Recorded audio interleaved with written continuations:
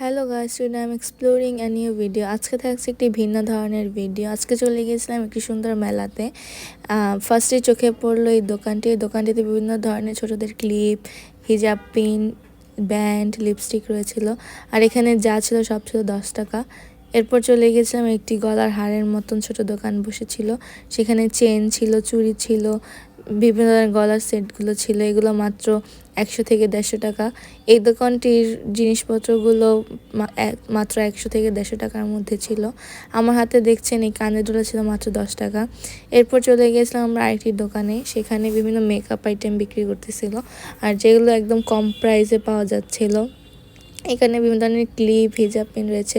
এই দোকানটিতেও যা ছিল সব কিছু 10 টাকা করে ছিল। এরপর আমরা এখানে একটি দোকানে গিয়েছিলাম, সেটা হচ্ছে ছোটদের জামা কাপড় বিক্রি করতেছিল। এরপর এই দোকানটিতে বিভিন্ন ধরনের চুড়ি, গলার হার, সুন্দর সুন্দর জিনিস পাওয়া যায়। এই মেলাটিতে প্রায় ভালোই লেগেছিল জিনিসপত্র, আর দামও খুব কম ছিল।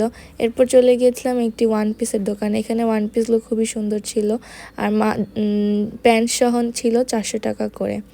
এরপরে এটি একটি হচ্ছে গজ কাপড়ের দোকান। এখানে বিভিন্ন ধরনের গজ কাপড় খুবই কম দামে বিক্রি করতেছিল। আর পাশে ছিল সুন্দর সুন্দর ওড়নার দোকান। ওড়নার দোকানগুলোতে অনেক সুন্দর সুন্দর ওড়না পাওয়া যাচ্ছিল, যা দামেও খুব কম ছিল, রিজনেবল ছিল। এরপর সংসারের জিনিসপত্র যা লাগে, চামচ হতে শুরু করে ছোট বড় বাটি আর সব ধরনের জিনিসপত্র ছিল। এরপরে একটি দেখেন সুন্দর জুতার দোকান বসেছে। জুতাগুলো প্রায় সুন্দরই ছিল, আর দামও খুব রিজনেবল ছিল। 300-400-র ভিতর ভালো ভালো জুতা পাওয়া যাচ্ছিল। এরপর আমরা চলে এসেছি একটি কাপড়ের চুড়ির দোকানে। এখান থেকে আমি চুড়ি কিনেছিলাম। চুড়িগুলো 30 টাকা করে আর 40 টাকা করে ছিল। এরপর একটি ব্যাগের দোকানে চলে আসি। সুন্দর সুন্দর ব্যাগও খুব কম দামে পাওয়া যাচ্ছিল।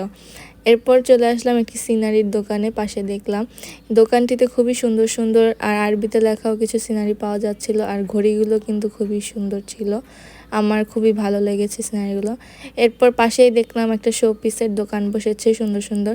এখানে আমার গোলাপ ফুলের এইগুলা ভালো লেগেছে। আর আপনারা যদি জানতে চান মেলাটি কোথায়, অবশ্যই কমেন্ট করে জানাবেন।